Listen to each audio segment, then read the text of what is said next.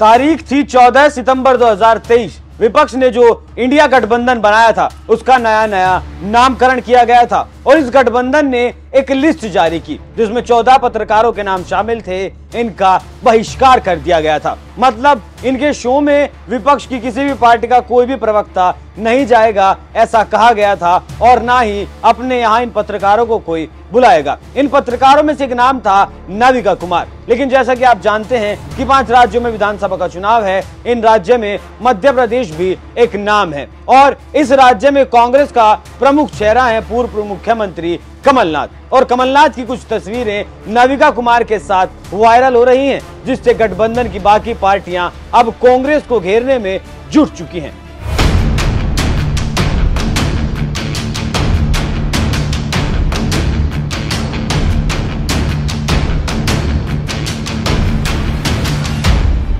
नमस्कार, NMF news देख रहे हैं आप। मैं हूं आपके साथ अभिषेक पुंडीर।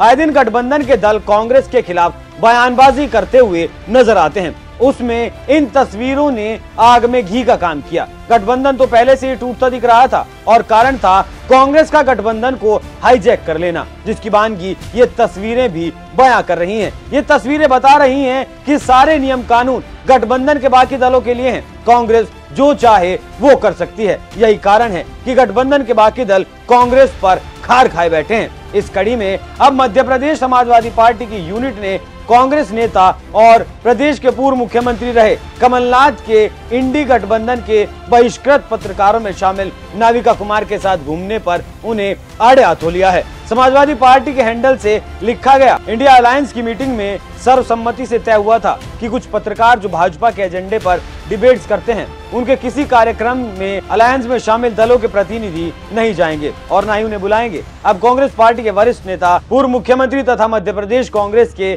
सर्वे सर्वा कमलनाथ जी इंडिया अलायंस द्वारा बहिष्कृत पत्रकार को लेकर अपने साथ चुनाव प्रचार में घूम रहे हैं। कांग्रेस पार्टी खुद इंडिया अलायंस के साथ ही दलों के साथ ईमानदार नहीं है और कांग्रेस खुद बीजेपी के एजेंडे पर काम कर रही है। कांग्रेस पार्टी गठबंधन के लिए ईमानदार नहीं है, ऐसे आरोप अब कांग्रेस पर लगने लगे हैं। कांग्रेस बीजेपी के एजेंडे पर काम कर रही है और ऐसे आरोप भी लगने लगे हैं और ये आरोप लगे हैं कमलनाथ की वजह से, जो नाविका कुमार को अपने चुनाव प्रचार में लेकर गए थे। तो यहाँ एक सवाल भी जन्म लेता है और वो ये है कि जब कांग्रेस पार्टी इस गठबंधन में सबसे प्रमुख और सबसे बड़ी पार्टी है और इसी ने यह फैसला भी लिया कि एंकरों का बहिष्कार किया जाएगा, ना कोई जाएगा और ना ही कोई बुलाएगा, तो फिर कमलनाथ ने राहुल गांधी के साथ पंगा क्यों ले लिया और इस आदेश का उल्लंघन आखिर कमलनाथ ने कैसे किया? कमलनाथ के इस कदम से गठबंधन के बाकी दलों की छाती पर सांप लौटना लाजमी था ही, जबकि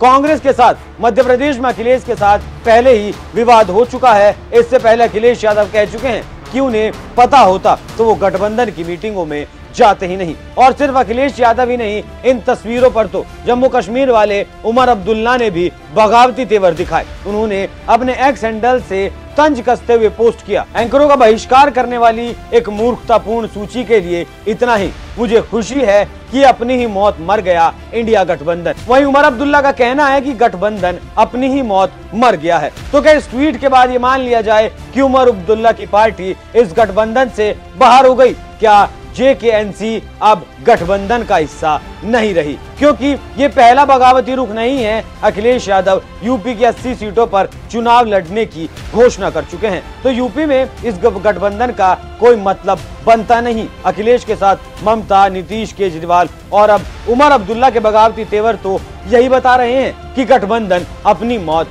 मर चुका है। बस औपचारिक घोषणा होना बाकी है। भाजपा नेता अमित मालवीय ने भी इस मुद्दे पर अपने विचार प्रकट किए। उन्होंने लिखा, नाविका कुमार राहुल गांधी की टीम द्वारा INDI गठबंधन की बहिष्कार सूची में है, लेकिन कमलनाथ SP को आड़े हाथों लेने के बाद उन्हें अपने हेलीकॉप्टर में उड़ा रहे हैं और इंटरव्यू दे रहे हैं। कांग्रेस नेता राहुल गांधी के आदेश को रद्दी मानते हैं। इससे पहले नीतीश कुमार ने इस कदम को अस्वीकार कर दिया था। गठबंधन में आपस में ही जिस तरह के कदम कांग्रेस उठा रही है और जिस तरीके से ये लोग आपस में एक दूसरे पर आरोप मढ़ रहे हैं, उससे इनके भविष्य का पता चल जाता है। हालांकि पत्रकारों के बहिष्कार के फैसले को नीतीश कुमार उसी वक्त मानने से इनकार कर चुके हैं और अब भी नीतीश कुमार के तेवर बदले हुए हैं, बल्कि अगर बगावती कहें तो गलत नहीं होगा। लेकिन जिस तरीके से कमलनाथ ने राहुल के आदेश की धज्जियां उड़ाई हैं, उस पर आपका क्या कुछ कहना है? अपनी राय हमें कमेंट कर जरूर बताएं। नमस्कार।